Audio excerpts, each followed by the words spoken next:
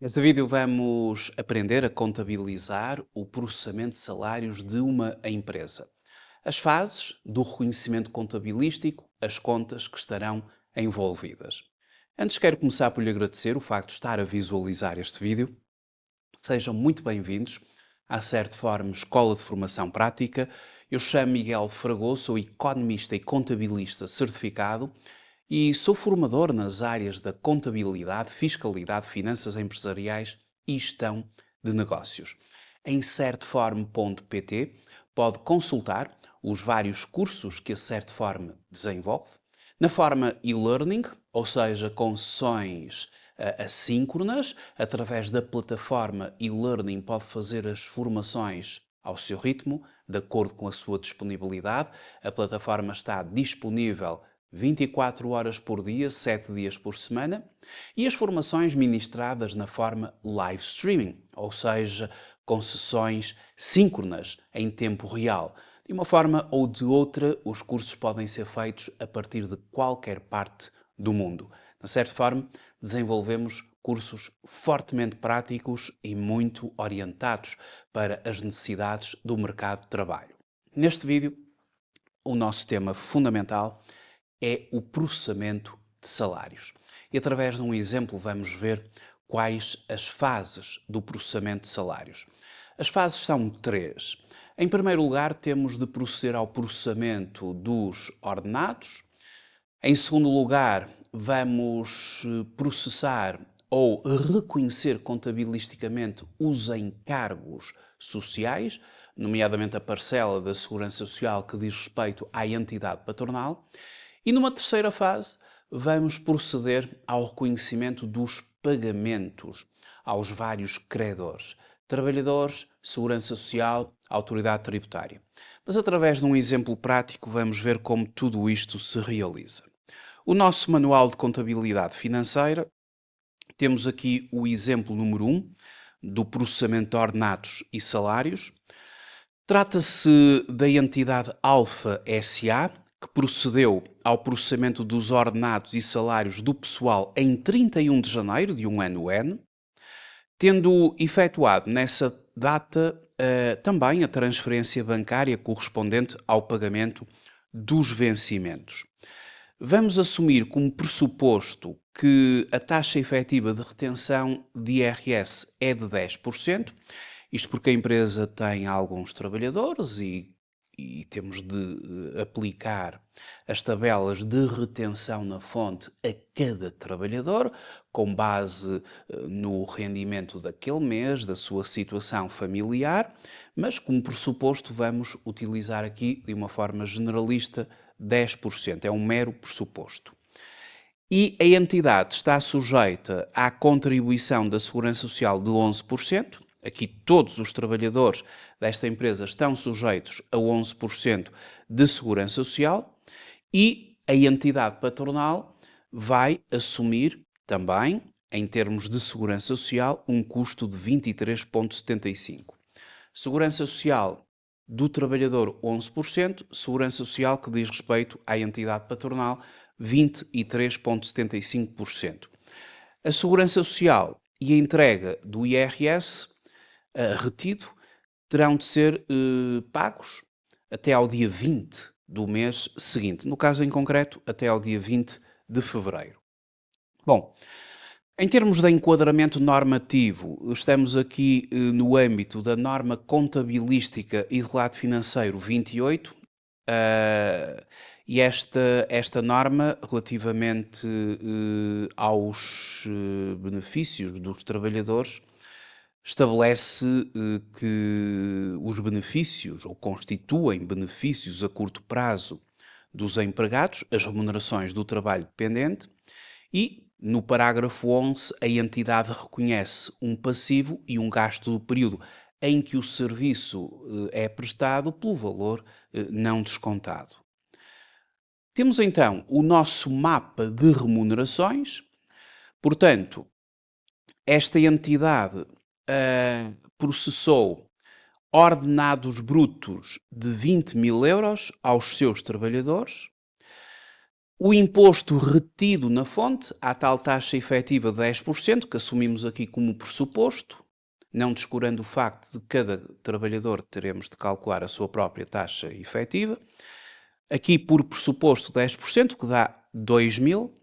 A segurança social, a parcela que diz respeito ao trabalhador, aquilo que a empresa desconta ao trabalhador para depois a empresa entregar ao Estado, 11% dos 20.000, portanto 2.200, e o ordenado líquido a pagar, o bruto, menos o imposto retido na fonte pela entidade patronal, 2.000, e a Segurança Social, 2.200, 4.200. Portanto, em termos de IRS, a entidade aplica aqui a substituição tributária, ou seja, é a entidade com contabilidade organizada que se substitui ao trabalhador, que é o substituído tributário, a entidade é o substituto, que fica assim obrigada a entregar as quantias retidas na fonte à entidade estatal, neste caso à autoridade tributária, e no caso concreto até ao dia 20 do mês seguinte, 2.000. E na Segurança Social, 2.200. Depois temos os encargos por conta da entidade patronal, 23,75, sobre os tais 20.000, 4.750 euros. Bom, em termos de contas que vão ser utilizadas, logo à partida teremos os nossos gastos com o pessoal. Quando temos remunerações dos órgãos sociais, utilizamos a conta 63.1. Quando temos remunerações ao pessoal, a conta 63.2. Depois, ainda em termos de gastos, temos a 63.5, encargos sobre remunerações. Poderemos também ter a 63.6, seguros de acidentes no trabalho e doenças profissionais. Aqui vamos contemplar, neste primeiro exemplo, a conta 63.5, encargos sobre remunerações, portanto, aquela parcela que diz respeito à empresa, os 23,75 sobre os rendimentos brutos que constituem base de incidência em sede de segurança social. Portanto, isto são os gastos do período. Em termos de contas do passivo, que vamos assumir dívidas perante os trabalhadores e que utilizaremos a conta 23 pessoal, remunerações a pagar, 23.1 quando aos órgãos sociais, 23.1.2 quando ao pessoal, e, portanto, vão-se constituir como nossos credores, e depois, para efeitos de Estado, temos a conta 24.2, retenção de impostos sobre rendimentos. Eu já vou subdividir esta conta em 24.2.1, especificamente para a retenção em sede IRS de rendimentos do trabalho dependente da categoria A. E depois temos a 24.5, que vai ser a conta da Segurança Social. A Segurança Social vai se constituir como credor passivo, contribuições para a Segurança Social. Portanto, a Autoridade Tributária 24.2, Segurança Social 24.5 como credores e trabalhadores a 23.1, portanto, e o seu desdobramento para incorporar então na primeira e na segunda fase e depois os pagamentos na terceira fase. A primeira fase, o processamento das remunerações e descontos. Ou seja, começamos por debitar a conta 63.2, portanto aqui neste exemplo base temos apenas gastos com pessoal, remunerações do pessoal, os 20.000, brutos ou ilíquidos, e portanto este gasto do período em que se debita esta conta 63.2, ele no fundo é distribuído agora pelos créditos que incorporam as dívidas aos credores, nomeadamente a conta 23.1.2, o pessoal, remunerações a pagar ao pessoal, o valor líquido de 15.800. Conta 24.2.1, Estado, retenções na fonte de rendimentos do trabalho dependente, a dívida perante a autoridade tributária, o IRS retido na fonte aos trabalhadores e que a entidade pela substituição tributária, terá de a entregar ao Estado até ao dia 20 do mês seguinte, mas enquanto não a entrega é um passivo, é uma dívida, 2.000. E a conta 24.5, o passivo, a dívida perante a Segurança Social, mas na primeira fase apenas os 11% relativos aos trabalhadores, 2.200, que a entidade, entretanto, assume este passivo porque terá de o liquidar, a sua exigibilidade ocorre até ao dia 20 do mês seguinte. Mas a primeira fase trata de gastos versus passivos. A segunda fase é também gastos versus passivos, mas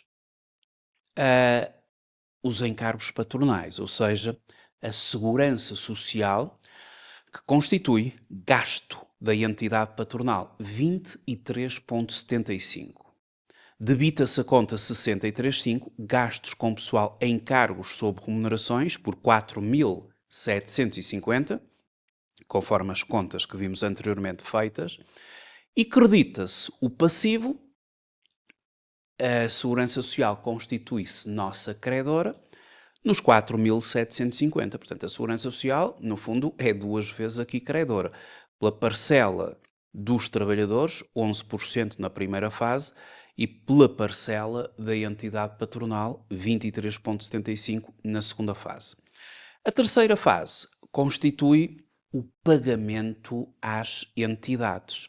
Mas aqui tem prazos diferentes, não é? Portanto, esta empresa paga no dia 31 de janeiro aos seus trabalhadores e o reconhecimento desse mesmo pagamento, terceira fase, a conta que anteriormente foi creditada, 23.12, ou seja, os trabalhadores assumem-se como credores, agora vamos debitar esta conta pelo pagamento, contas saldadas com os trabalhadores, debitamos a conta 23.12 e creditamos a conta 12, que são os depósitos à ordem, o banco X, pela transferência bancária de 15.800 euros. Portanto, as contas estão saldadas e saiu do nosso banco 15.800 euros, por isso creditou-se o ativo. Depois temos a conta, temos o pagamento à Segurança Social, e quando a empresa paga à Segurança Social, paga tudo.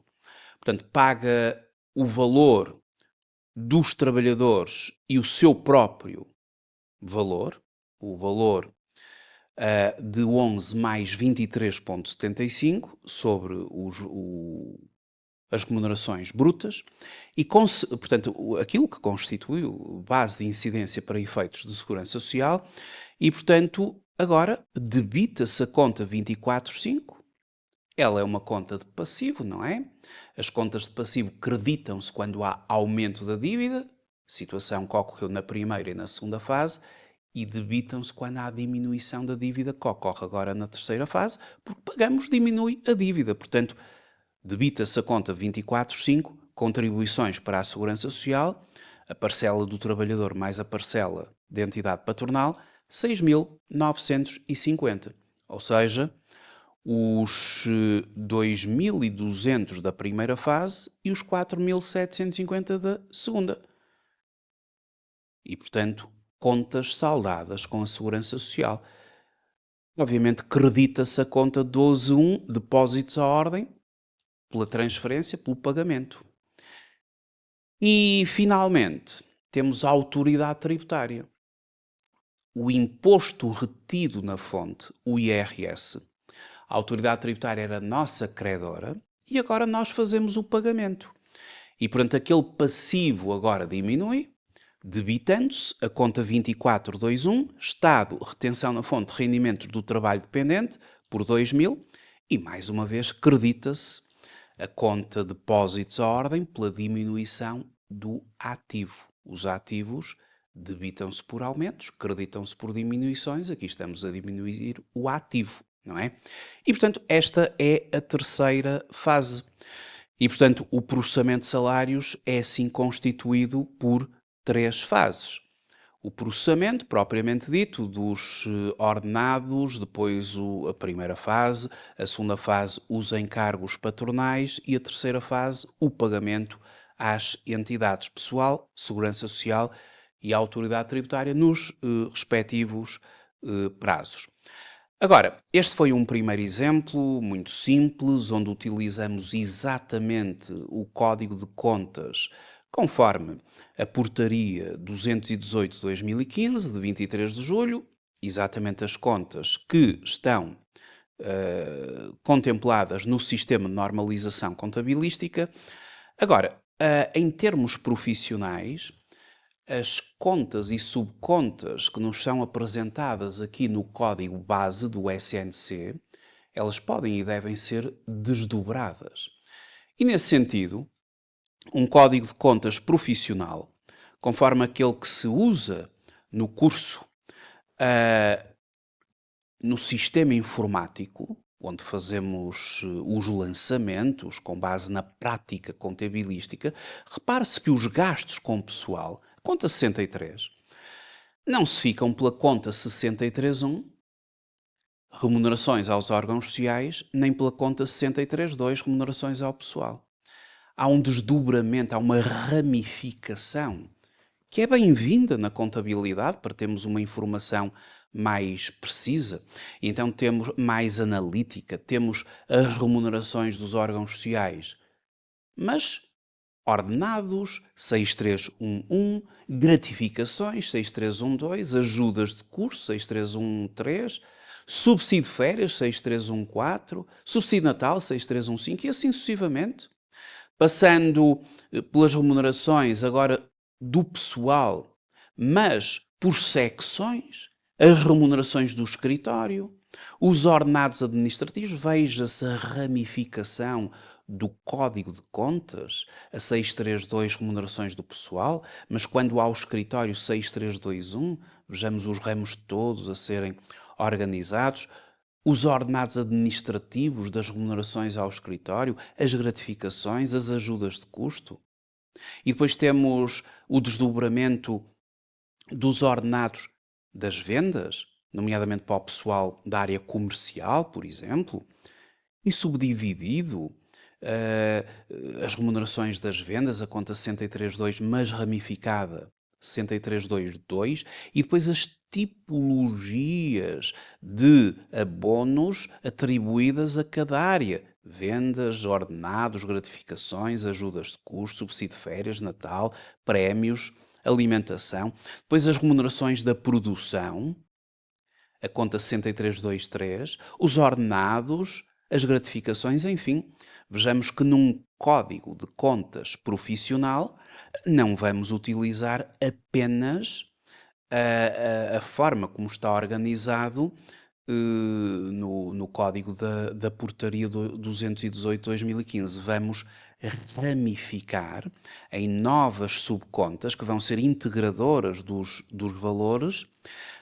E é assim que fazemos na formação prática, de forma a adequar essa mesma formação àquilo que vai encontrar na sua vida profissional. Isto vai acontecer também para a própria conta 23, relativa aos credores, que vão ser o pessoal, ramificada, remunerações ao pessoal, órgãos sociais, ao pessoal, adiantamentos, por aí fora. Portanto, as contas vão sendo mais ramificadas para adequar melhor à realidade da própria entidade empregadora.